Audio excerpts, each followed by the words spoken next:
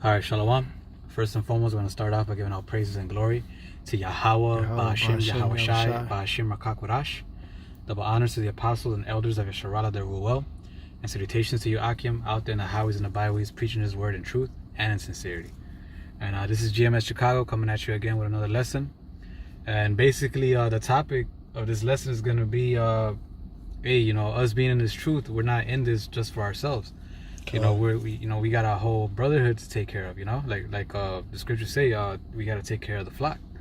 So even though we're done with our videos and our own personal building up, we still got a job to do, which is what? Building up the brotherhood, teaching what you know and they don't, sacrificing your time and certain things to be there for them, things like that, man. That's right. It's an all-around job. It's a 24/7 job because it's a service. The scriptures go into your reasonable service. Mm-hmm. All right. The scriptures say, he had quoted it earlier, when you go into Acts 20 and 28, it says, "Take heed to thyself and unto the flock, over which the Holy Ghost have made you overseers and purchased with his own blood." That's what, roughly quoting that, that's what our job is. And in that job, the Apostle Paul explained how he strived for the masteries and was temperate in all things. He said, I both discipline my body and keep it under subjection, because this is a 24-hour job. You might have to have the spirit of, being brotherly. When another brother going through his trials, maybe a trial of humility, maybe a trial of faith. And the Lord bring that brother through that, but you might have to be there. You might have to sacrifice your time for that. And you will learn something by teaching that brother, or that brother will learn something from the experience he had with you, and that builds those bonds, those affinities, and those things that let us know that this just is the truth, and that's all we got. So your body have to be acceptable for the Lord all the time. Like, you got to understand, we the Lord's wife. Your woman can't never tell you no. That's an American concept. Mm-hmm. So to speak, just quoting something, if you need your woman to go wash dishes, that's her job. Yeah. If you need her body, that's her job. If you need any other stuff, that's her job. We the Lord's woman, man, and his servant, and his son. In every shape, form, or fashion, we supposed to be available for Yahweh Shem Shai. Salaki, brother, I was on one. No, you're good. This is 1 Corinthians 13 and 1. It says, "Though I speak with the tongues of men and of angels, and have not charity, I am become as a sounding brass or a tinkling cymbal." You're worthless. You there's no point in knowing all that if you're just keeping it to yourself. Calling yourself, I'm humble. I help brothers out, but every time the occasion comes across, you ignore it. The nigga, this proud nigga, Guardians of the Galaxy, he just Drax. I'm greatly humble. Right. Nigga. That's that spirit, man. Ain't no humility in the motherfucking body, man. I'm greatly humble. Mm-hmm. This is verse 2. It says, "And though I have the gift of prophecy and understand all mysteries and all knowledge, and though I have all faith so that I could remove mountains and have not charity, I am nothing." It says, "And though I bestow all my goods to feed the poor, and though I give my body to be burned, and I have not charity, it profited me nothing." So Paul is going into how important it is for us to have charity within each other, sacrificing things for each other. How Shai said what? What does it say? That this is the second is greater as great as the first. That you love your brother as you love thyself. So whenever you see your brother in a situation, whether you've been in a situation yourself or not, you got to consider, like, damn, I've been through that before. You know what? Let me help him out. I know how he feels. Or, I never been through it, but I kind of figure it out how he might be feeling. So let me go help him out. And see, when you go help him out, that's the beauty of that.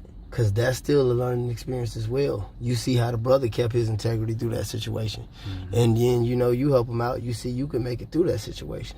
So when you go through that's all experience. That's all the building. This nigga said in the song, I go through it so you won't have to do it after me. Mm-hmm. And in certain things, certain battles the Lord got from certain brothers, but we learn from them all. We grow from them all, and we go through them all, no matter what. Because if one part of the body hurting, all of it hurting.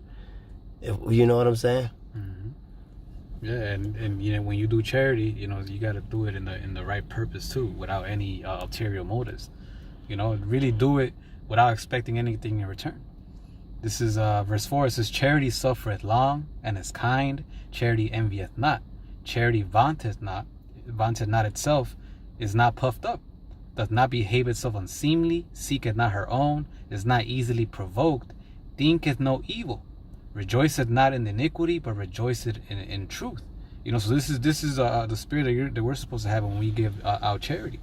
You know, not being proud or for, you know, to be you know, to seen as the brother, like, yeah, you know, I always help, brother, you know, because you don't want to be in that spirit. Greatly humble. You know, it says, beareth all things, believeth all things, hopeth all things, endureth all things.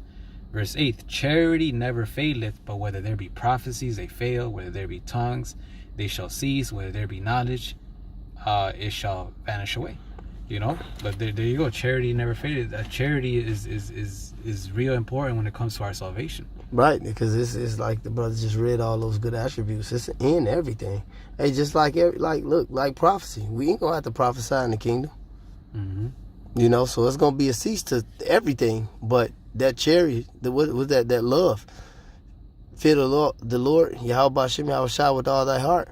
You know, and love thy neighbors, thy love thyself. The Lord is really gonna put that in our hearts and our minds. So that'll never go anywhere. Yep. You know, but we don't. Everything else going to see. We ain't gonna have to study, you know, when the Lord give us His download. We ain't gonna have to prophesy. That's why that shall cease. You know. Mm-hmm. Yeah. This is 2 Timothy 2 and 10. This is, therefore I endure all things for the elect's sake, and that they may also obtain the salvation which is in Hamashiach Yahweh Shai with eternal glory. So hey, there's gonna be times where we have to go through certain things just for a brother. You know, you might not you know, want to go through it, but hey, for the brother's sake, you gotta sacrifice whatever it is you gotta sacrifice, just so that brother could learn from that experience or whatever the case is. And you could prove yourself in this thing of ours. Mm-hmm. You know, because that's being an Israelite outside of being an Israelite. And what I mean like that, what the brother's going into is that, just like how we say a lot of niggas outside of the Israelites, you know, they go out there with the brightest garment, the heaviest beard, got the old fucking ISUPK line up ass posture, you know, like super Israelites. And, you know, as soon as they leave the cap, they be a nigga, man. Shit, look at ISUPK. Well, they be niggas on camera. The adulterous ass monkeys. But nevertheless, you know, these are the things that's not seen. That's a part of this brotherhood that the average individual that watch these videos and talk shit about men like the apostles, the elders, all the other brothers will never understand. And they're so selfish and selfless that they could never see themselves doing this, so they couldn't believe it's a group of men that do these things and have this much love, companionship, and camaraderie. No charge. That's why a lot of these wicked ass women against you niggas in the truth. Not niggas in the truth, Salaki. But that's why a lot of you, you know, that's a term of endearment for me. You know, I'm from Chicago. It's different. But some people get offended from it. But that's why a lot of these old Keishas you jakes get up with trying to make a Sarah the princess don't like you. Or they end up despising you and leaving you because they see the camaraderie of the brotherhood and they be envious. And they know if they had what you have, they wouldn't even be with you. You know, they out of all they dope dealing ass boyfriends they had, or dudes with some money or whatever type of status they had in the world, from Ray to whoever, you know, from their own family, from their mother, their father, they never seen this they can't trust themselves around their cousin with their money or their woman or nothing, and they see all this, or their man in this case, and they see all this shit that all this camaraderie that these brothers got, and they become envious of that. That's why these women, you know, they'll try to snatch you out the brotherhood, man, because the world don't understand this love we got. That's why when you go to the, not King David. It was King David and Saul's son Jonathan. He said the love that I had for him surpassed the love that I have for a woman. You know, and these bug outs and weirdos will try to make that into some type of a vile affection love thing. You know, I done heard these niggas go off and say shit like that, you know, amongst the world, battling with the 2/3 of Israel. But nevertheless, that's a deep love, man. That's a real unconditional love. Long as you with the Yahweh Shem Yahweh Shai, the love of the brotherhood is unconditional. After that, you know, you a castaway. You know, if you fall from this, but long as you in good standing with the Lord, this love, this is unmatched, man. Yep. Hey, this is 2 Samuel 1:26. This is, I am distressed for thee, my brother Jonathan. Very pleasant hast thou been unto me. Thy love to me was wonderful, passing the love of women. You know, hey, that's the love that we gotta have with each other too. You know, to the point where, hey, you know, because a lot of niggas in the world, they go with their boys, but as soon as it's an altercation between their boys and their women, most of these niggas pick their women. Boy and their family. Mm-hmm. You see, because we on another level. Yep. That's why a lot of niggas envy this.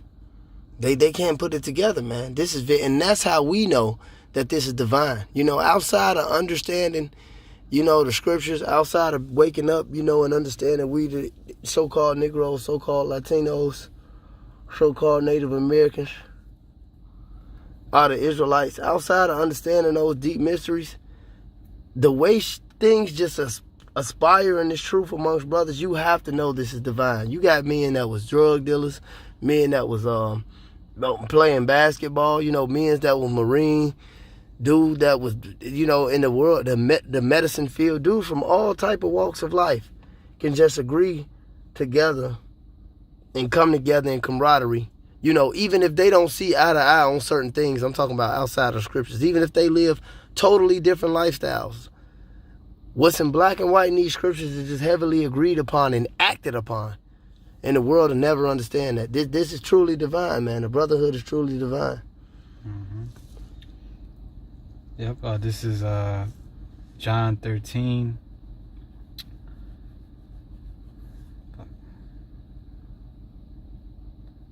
Let me just read right here. John 13:35, it says, by this shall all men know that ye are my disciples, if ye have love one to another. You know, and it's crazy because people in the world even look at, like, every time we're out, you know, with the brothers, they look at us like, damn, what's something about them that I can't, you know, put a finger to? They like, how they move, they're not, you know, making fun of each other when they see a girl just to look cool. They're not, you know, they cornball shit, man. Mm-hmm.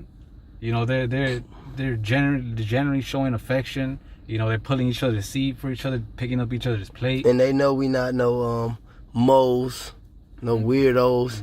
They don't notice us personally, so they don't think we famous people. But they see that camaraderie, man. Yep. They see that camaraderie, man.